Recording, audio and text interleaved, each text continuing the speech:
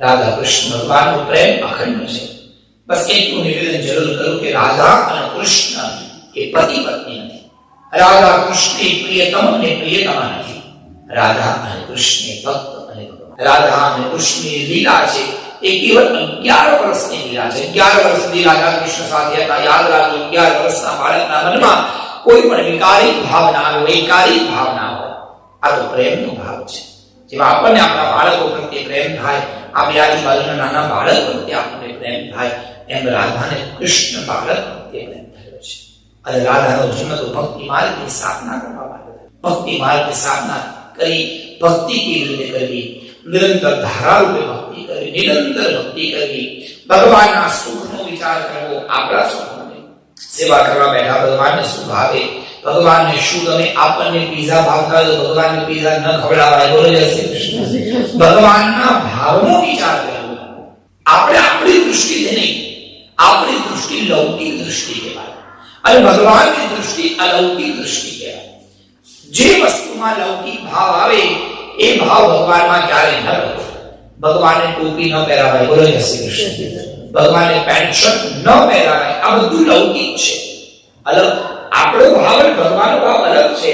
ગાયની જોડે ગાયનો ભાવ કરાય, કૂતરા જોડે કૂતરાનો ભાવ કરાય, પતિ જોડે પતિ ભાવ હોય, પત્ની જોડે પત્ની ભાવ હોય. એ બધાનો વ્યવહાર અલગ છે. હવે આપણે એવું વિચારી ગાય આખો દિવસ 4 વાગે ઊભી રહે, થાકી નહીં જતી. અને ગાયો બહુ સુઈ જાય, કદાચ બેસે તો અડધો કલાક માટે બેસે. આપણને વિચારે અમે ક્યાં સુતા ભાવતું હોય.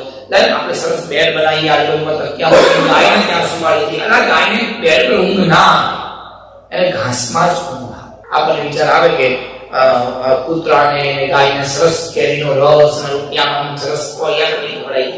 એવું ના થાય. એનો વ્યવહાર અલગ છે, એની વ્યવસ્થા અલગ છે. ઠાકોરજી સેવા, પૂજા, ભક્તિ એ અલગ છે. ભગવાનને પંચામૃત નવડાવાય, આપણે ન નવાય. બોલો જય શ્રી કૃષ્ણ. એ દૈવીય ભાવ છે. દૈવી વસ્તુ ભગવાનને અર્પણ કરવાની હોય છે. એટલે એ ભગવાન છે, ત્યાં અલગ ભાવ હોય, મનુષ્ય ભાવ અલગ હોય. એટલા માટે પુત્ર ભાવ અને ભક્તિ ભાવ પૂર્વક કૃષ્ણની સેવા કરવી. વલ્લભાચાર્ય કહે છે, કૃષ્ણ સેવા સદા કાર્ય માનસી સા પરા.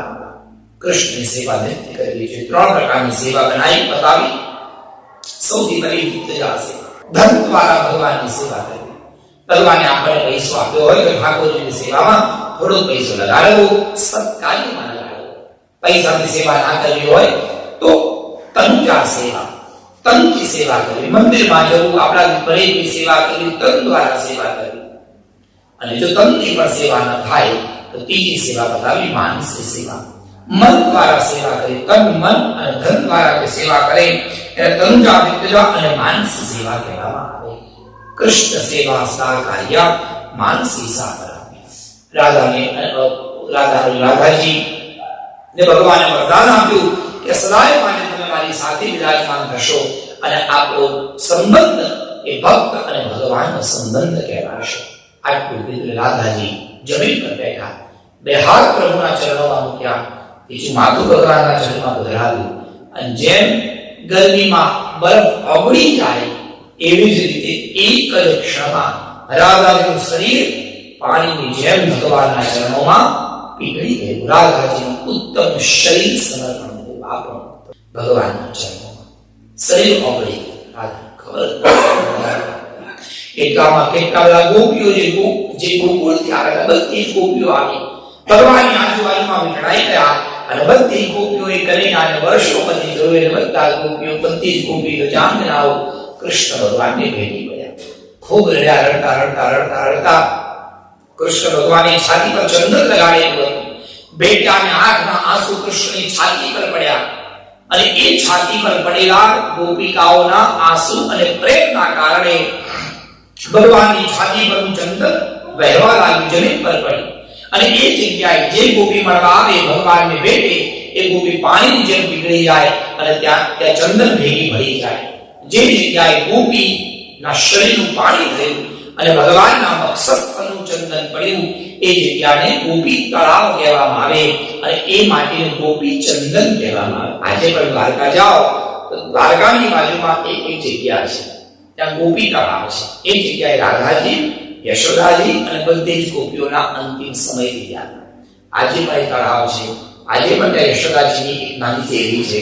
આજે પણ ત્યાં રાધાજીની જગ્યા છે, જ્યાં રાધાજી પોતાનું શરીર છોડ્યું હતું. એ જગ્યા બહુ સુંદર છે. ત્યાંની માટી ચંદન જેવી હોય અને ગોપી ચંદન લોકો તિલક કરે છે. વ્રજમાં આજે પણ વ્રજ ભક્તો ગોપી ચંદન અને વ્રજની માટી એ બંનેને ભેગી કરી નૃત્ય પૂર્ણ કરે છે. ભલે વ્રજમાં પ્રેમ છે, પણ પ્રેમનું સમર્પણ આપણા ગુજરાતમાં જબરદસ્ત છે. સમર્પણ રૂપી ચંદન અને પ્રેમ રૂપી વ્રજની માટી આ બંને ભેગા કરી અને વ્રજ ભક્તો વ્રજ તિલક ધારણ કરતા હોય.